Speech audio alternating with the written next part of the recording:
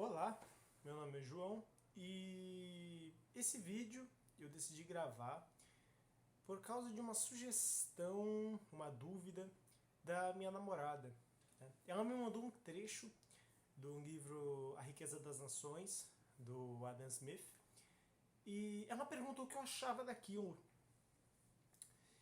E de um trecho específico do capítulo 5, se eu não estou enganado, né? Sobre como funciona a determinação de preço, né, no mercado, como ele deve ser determinado.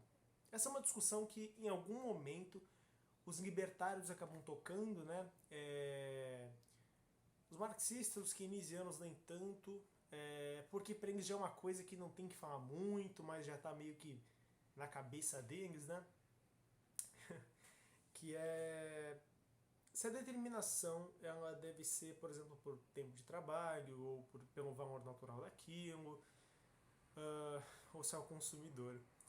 E nesse trecho específico, Adam Smith fala que o produto, se você não quer para si, né, se você não quer consumir ou usá-lo, o preço que você deve cobrar para vender aquilo deve ser com o tempo de trabalho gasto, né, logo no início do capítulo 5, se eu não estou enganado. Isso está certo? Porque Adam Smith ele é uma das grandes referências para os liberais e para os libertários, né? Embora alguns digam que não, né? Porque ele tem essas ideias, embora ele seja um liberal, ele ainda defende o Estado, então ele não é uma referência para o libertarianismo. Mas ele é uma introdução para o libertarianismo idêntico ao John Locke, que inclusive eu pretendo fazer um vídeo para falar sobre ele. E, bem, isso está errado? Nas diretrizes de hoje, sim, a fala dele está errada. Só que nem por isso ele é falacioso. Adam Smith, ele nasceu, por exemplo não, é fato, em 1720 mais ou menos, 1723, 1723, desculpa, 1723 mais ou menos. Ele morreu em 1790. Essa ideia que ele defende no livro de que o preço de um produto ele tem que ser determinado pelas horas de produção não é algo muito liberal, não é nem um pouco liberal e muito menos libertário. Só que para a época estava correta. Para a época não tinham esperança de mudar e você não podia ir além do pensamento, você não podia ter nenhum outro pensamento em relação a isso porque não existiam horizontes para mudança, né? Para terem uma ideia, em 1790, na data que ele morreu, ainda tinham muitas cidades na França que eram feudos. Dá para imaginar? O feudalismo, que é uma coisa que a gente estuda bem lá no passado, né? Pro ano 1000 mais ou menos, ainda existiu na Europa. Em menor quantidade, mas existiam.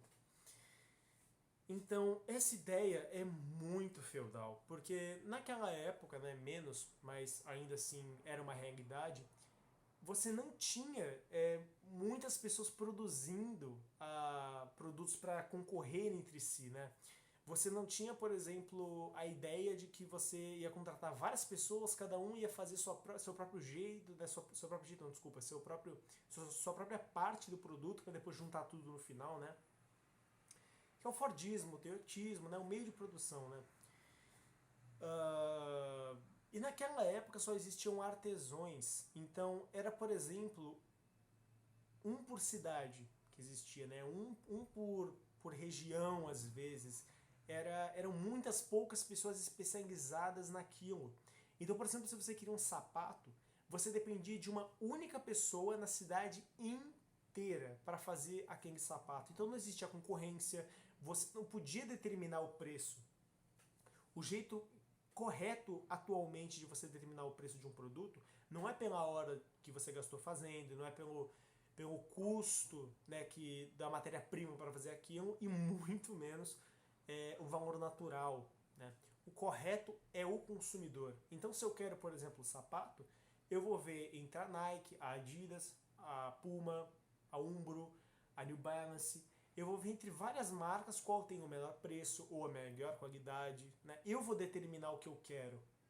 E se eu vejo que um produto está com um preço muito elevado, né? Se você ignorar, por exemplo, a questão da marca, que o iPhone, por exemplo, é um Exemplo perfeito de como é pouco entregue em relação ao preço, né? O custo-benefício não existe com a Apple. Porque a marca Apple é muito valorizada, né? E se a gente ignorar isso, a gente acaba entrando num consenso de que se a qualidade é boa e o preço é baixo, então isso quer dizer que eu vou comprar, né? Eu determinei que esses são os meus requisitos e eu quero comprar pelo preço mais baixo. Então, pela concorrência, eu vou acabar levando para um preço justo. Se eu acho que aquele produto não vale aquilo, então eu não vou comprar.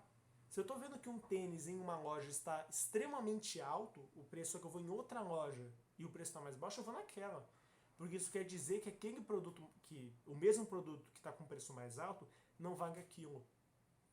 E se o cara não alterar, né, se o dono não alterar os preços para baixar, ele vai acabar quebrando. É natural. O mercado é isso. E o que é o mercado? Somos nós, somos a população que decidimos comprar alguma coisa. Né? É isso. E no tempo do Adam Smith, isto não existia. Então, essa relação ela só começou a existir pós-revolução industrial, no caso a segunda. Né? Existiam sim pessoas lucrando para fazer determinados produtos na primeira revolução industrial, mas não eram tantos, porque o pessoal que trabalhava lá na primeira, eles recebiam um salário baixo, só que não tinham tempo para comprar as coisas. Então ninguém podia comprar muitos produtos. Né? Então, no fim das contas, a concorrência ainda era baixa, o preço era ridiculamente alto ou ridiculamente baixo para algo de qualidade horrível. Né? Pós a segunda revolução industrial isso mudou. Porque, por exemplo, nós tivemos marcas como a Heinz, a Coca-Cola, a Coca-Cola, o sucrilhos Kellogg's, por exemplo, eles surgiram todos pós segunda revolução industrial e eles trouxeram a inovação. Por quê? Porque eles eram produtos mais gostosos do que a concorrência, mais transparentes do que tinha lá, em alguns, né? E o preço era legal. Então isso tudo acabou levando essas marcas a crescerem, né? Porque elas não cresceram de uma hora para outra. Algumas nem foram inovadoras. A Heinz foi, por exemplo, ela inovou bastante. E ela inclusive ditou o produto ketchup de tomate. Só que ela acabou tendo que concorrer com outras empresas, né, naturalmente. E isso só foi possível pós a segunda revolução industrial.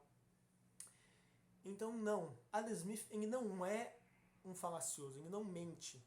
Na época dele, aquilo que ele fala realmente é verdade. Tem muita coisa no livro dele, A Riqueza das Nações, A Mão Invisível, que é extremamente verdade até os dias atuais.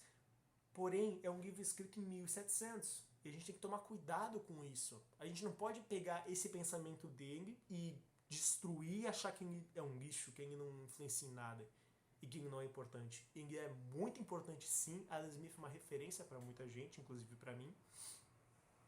Para os dias atuais, esta fala dele está errada? Sim, completamente errada. Mas tem que justificar. Quando você está lendo um livro, você precisa pensar a todo momento que as coisas mudam, que o tempo era outro. Né? E tenho certeza que Adam Smith, vindo para os dias atuais, ele mudaria esse pensamento dele. Porque, obviamente, como ele é a favor da concorrência do livre mercado, que ele diz em todos os livros dele praticamente que falam sobre o assunto, né, que ele é a favor do livre mercado, ele iria olhar para essa concorrência toda de hoje em dia e com certeza ia mudar o pensamento dele. Mas na época ainda existiam artesãos, existiam pouquíssimas pessoas que podiam fazer um produto. Então naquela época é válida sim aquela teoria de que o preço do produto é determinado pelas horas de trabalho gastas. E é o consumidor que define no fim das contas o preço de um produto atualmente. É isso. Muito obrigado por ter visto até aqui. Se gostou, dá um like, podem dar aí embaixo sugestões de vídeos, né? Seria muito bom para mim. E isso aí. Muito obrigado.